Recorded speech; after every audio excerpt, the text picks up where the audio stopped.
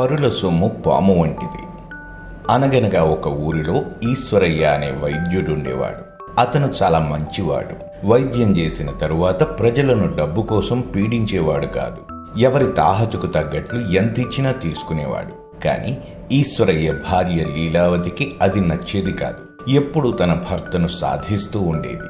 ఒకరోజు లీలావతి, చిచ్చి, పేరుకేమో పెద్ద వైద్యుడు, కానీ ఆదాయం చూస్తే రోజు కూలి కంటే తక్కువే. ఏదో గొప్ప సంబంధం అని మురిసిపోయి మా వాళ్ళు మీకిచ్చి పెళ్లి చేశారు. ఇంతవరకు ఒక నగ లేదు, నట్రాలేదు. ఏంటో నా బతుకు అని అన్నది చిరాకుగా. అప్పుడు ఈశ్వరయ్య, ఎందుకు లీలావతి అలా రోజు గోల చేస్తావు? నీకు ఎన్నోసార్లు చెప్పాను, నా వృత్తి ధర్మం నేను చేస్తున్నాను. అవతల వారి బలహీనతను మన బలంగా మార్చుకోవడం సరికాదు. నాకు నలుగురికి సహాయం చేయడమే ముఖ్యం. ఇంకెప్పుడు నువ్వు అలా మాట్లాడుకో అని అన్నాడు. ఆ తరువాత కూడా లీలావతి తన ప్రవర్తనను మార్చుకోలేదు. ప్రతిరోజు భర్తతో పోరు పెడుతూనే ఉంది. అలా కొంతకాలం గడిచిన తరువాత ఒకరోజు అర్ధరాత్రి ఎవరో ఈశ్వరయ్య ఇంటి తలుపులను దబదబా బాదటం మొదలుపెట్టారు. తలుపులు కొడుతున్న శబ్దం వినిపించడంతో లీలావతి వెళ్లి తలుపు తీసింది. చూస్తే ఎదురుగా ఒక బందిపోటు నిలబడి ఉన్నాడు. అతన్ని చూసిన ఆమె పెద్దగా కేక వేసింది. భార్య అరుపు విన్న ఈశ్వరయ్య లేచి పరుగున అక్కడికి వచ్చాడు. ఎదురుగా ఉన్న బందిపోటును చూసి కంగారు పడ్డాడు. అప్పుడు ఆ బందిపోటు విచారంగా, కంగారు పడకు, నేను నీకు హాని చేయడానికి రాలేదు. నువ్వు ఈ ఊరిలో పెద్ద వైద్యుడివని విన్నాను. కొన్ని రోజుల నుండి నా ఆరోగ్యం ఏమీ బాగుండటం లేదు. బాగా తలనొప్పి, కాళ్ళు నొప్పులు, ఏం తిన్నా వాంతులవుతున్నాయి. రోజు రోజుకి నీరసించిపోతున్నాను. నువ్వే ఏదో ఒక మందిచ్చి తగ్గించాలి అని చెప్పాడు. అప్పుడు ఈశ్వరయ్య కాస్త కుదుటపడి, నీకు తప్పకుండా నయం చేస్తాను. అది నా వృత్తి ధర్మం. అయితే నీకు వారం రోజుల పాటు వైద్యం చేయాల్సి ఉంటుంది అని అన్నాడు. అందుకు బందిపోటు, సరే, నేను ప్రస్తుతం ప్రక్కనే ఉన్న అడవిలోని ఒక గుహలో నివాసం ఉంటున్నాను. ఈ వారం రోజులు సరిగ్గా ఇదే సమయానికి నీ దగ్గరకు వస్తాను. కానీ నేను వచ్చి వెళ్లే విషయం ఎవ్వరికీ తెలియకూడదు. ఎవరికైనా చెప్పావో నాలోని రాక్షసుడిని చూస్తావు అని బెదిరించాడు.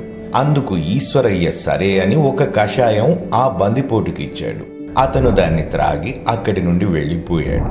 మరుసటి రోజు ఉదయం లీలావతి వంట చేసుకుంటూ, ఉన్న దరిద్రం సరిపోదంటూ ఆ బందిపోటు వెధవ కూడా తయారయ్యాడు. వాడి దగ్గర చాలానే డబ్బు ఉండుంటుంది. వైద్యం చేస్తున్నందుకు డబ్బులు అడిగితే బాగుండు. ఆయన ఈయనప్పుడు అడిగాడు కనుక ఆ వెధవ ఇవాళ మళ్ళీ వస్తాడుగా, రాని వాడిని నేనే అడుగుతాను అని అనుకుంది. సరిగ్గా అర్ధరాత్రి అదే సమయానికి బందిపోటు మళ్లీ వచ్చాడు. అతను రాగానే ఈశ్వరయ్య కషాయం కలుపుకు రావడానికి లోపలికి వెళ్ళాడు. ఇంతలో లీలావతి అతని దగ్గరికి వచ్చి, ఇదిగో అబ్బాయి, నీకిస్తున్న కషాయం తయారు చేయడానికి మాకు చాలానే ఖర్చు అవుతుంది. రేపు వచ్చేటప్పుడు కొన్ని డబ్బులు తీసుకురా అని అడిగింది. అప్పుడు బందిపోటు కోపంగా, ఏంటి, నన్నే డబ్బులు అడుగుతావా? నీకెంత ధైర్యం? నా దగ్గర చాలా డబ్బుంది. అయినా మరింత కొల్లగొట్టాలనే చూస్తాను తప్ప ఖర్చు చేయను. కాబట్టి నువ్వు నోరు మూసుకుని లోపలికి వెళ్ళు, లేకపోతే నీ అంతు చూస్తాను. అందుకు లీలావతి ఒక్కసారిగా ఉలిక్కిపడి, ఓరి దొంగ సచ్చినోడా, నన్నే బెదిరిస్తావా? నీ దగ్గర నుండి డబ్బెలా రాబట్టాలో నాకు బాగా తెలుసు. మరుసటి రోజు ఉదయాన్నే లీలావతి తన భర్తతో పుట్టింటికి వెళ్ళొస్తానని చెప్పి బయలుదేరింది. ఆమె అలా నడుచుకుంటూ ప్రక్కనే ఉన్న అడవిలోకి వెళ్లి అక్కడే ఒక చెట్టు వెనక దాక్కుంది. చీకటి పడిన తరువాత ఆ బందిపోటు లీలావతి దాక్కున్న చెట్టు మార్గం గుండానే ఈశ్వరయ్య ఇంటికి బయలుదేరాడు. అది చూసిన లీలావతి పరుగు పరుగున బందిపోటుండే నివాసానికి వెళ్ళింది. లోపలికి వెళ్లి చూస్తే అక్కడ 2 సంచుల నిండా బంగారు నగలు, నాణేలు ఉన్నాయి. ఓరి వెధవా, సంపదను బాగానే పోగేశావు. వైద్యానికి అయ్యే ఖర్చిమ్మంటే తిడతావా? ఇప్పుడు చూడు, నువ్వు తోచింది మొత్తం నా సొంతం చేసుకుంటాను అని అనుకుని ఆ 2 సంచులను తీసుకుని వేరే దారిలో ఇంటికి బయలుదేరింది. అలా నడుస్తూ ఉన్న లీలావతికి అలసటగా, కాస్త ఒళ్ళు నొప్పులుగా, వికారంగా అనిపించింది. అయినా వాటిని పట్టించుకోకుండా సంచులు మోస్తూ నడవసాగింది. మరుసటి రోజు తెల్లవారుజామున లీలావతి ఇంటికి చేరింది. భార్య చేతిలోని సంచులను చూసిన ఈశ్వరయ్య, లీలావతి, ఆ సంచులేంటి? ఎవరిచ్చారు అని అడిగాడు. అందుకు లీలావతి తడబడుతూ, అబ్బే, ఏం లేదండి, మా అమ్మ మొక్కజొన్న పొత్తులిచ్చి పంపింది అని అబద్ధం చెప్పింది.